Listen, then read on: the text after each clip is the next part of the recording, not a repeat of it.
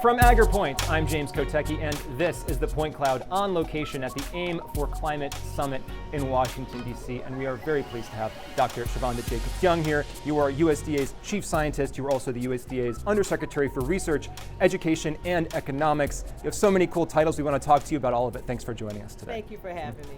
Before we get into all things AIM for Climate and what you've been up to here at the summit, maybe just contextualize for folks what your awesome job actually consists of as Chief Scientist at USDA. Well, I in fact do have an awesome job. I've been with USDA 22 years, over 20 years, and in this latest role is the Undersecretary and Chief Scientist role. However, I spent 2 decades in science for agriculture, just really pushing the envelope and driving innovation around meeting some of the big challenges that we have in agriculture. So we have amazing scientists, we have amazing statisticians, economic researchers. We just have a wonderful, wonderful team across the country and a couple of overseas labs. And so I get an opportunity to really drive our direction for science.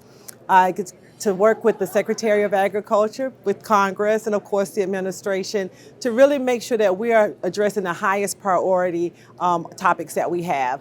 Yesterday you heard the Secretary release our USDA Science and Research Strategy. I'm very excited about that opportunity to really drive the vision for the future for the next 3 years on what we should be focused on for 3 years. But we should always be looking 10, 20 years out, being prepared.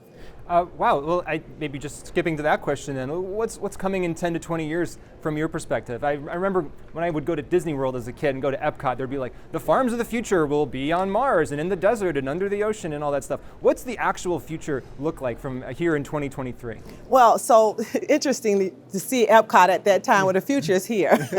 So we have the challenge of having a growing global population. We're expected to be well over 9 billion people by 2050. And all of those people will need to eat. And so we have to find a way to build on our success with innovation in agriculture to feed those people and be great stewards of the environment. And so we have a big complex challenge before us. And so we really want to be able to grow our food, feed, fiber, and fuel in a way that's sustainable and resilient. Food, feed, fiber, and fuel. And fuel. It's a mouthful, and some flowers. Yeah, absolutely. So tell me about the panel that you were on here today. I heard that went really well. And what were some of the themes that were being communicated there? So it was, I will just say, it's one of the most amazing panels I've been on in a long time. There were women chief scientists for agriculture. And so we had an opportunity to talk about some of the things that you and I are talking about. What's the future? What should we be doing? Where should we be looking? And we also had an opportunity to talk about some things that were more, I'd say, close to home. And being a female in this industry, what it takes to be successful, and in some cases, what advice we would give to others as they have a goal of working in this industry. What's a piece of advice that you would give them?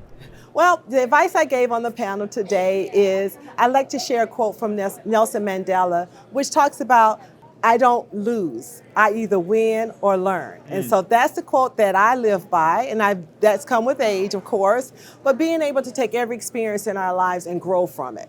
At the time, right at the moment, it may not seem like a positive. However, if we always look back, we'll find that there's some lesson there. And so that's the advice I would give you and anyone else who's listening. It's a great lesson.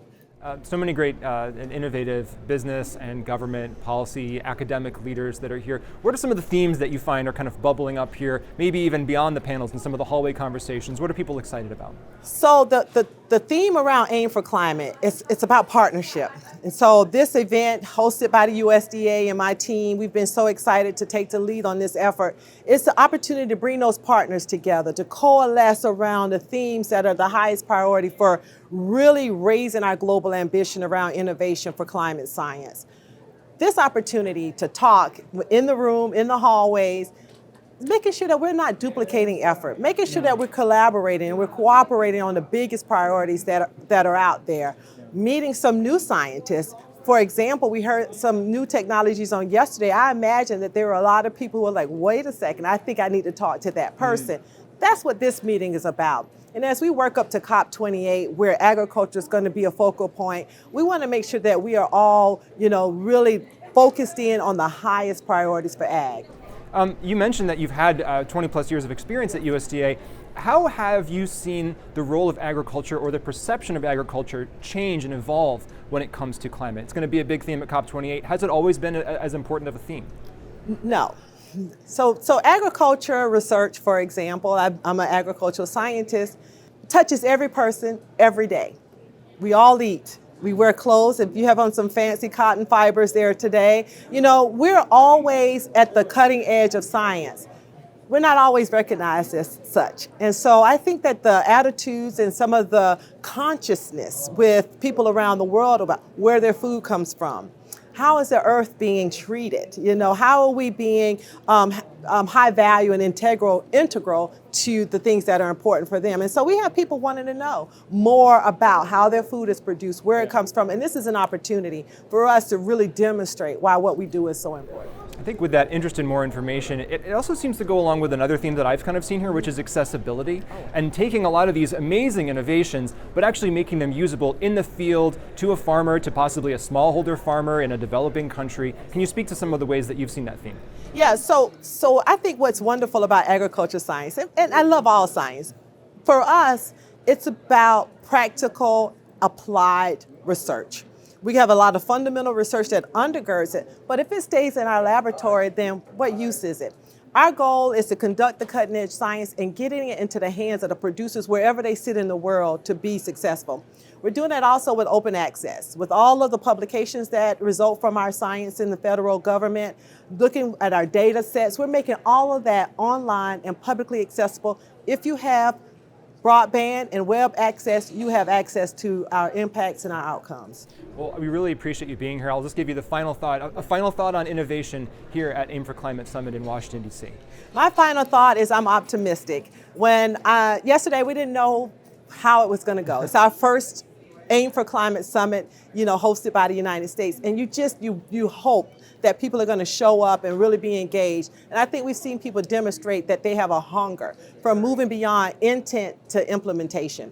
And so I'm excited about this opportunity, and I'm hoping, and well, I know that there are many people who benefited from this opportunity to come together this week. Well, thank you for the opportunity to speak today, Dr. Chavonda Jacobs-Young, Undersecretary and Chief Scientist at the USDA. Thanks so much. Thank you.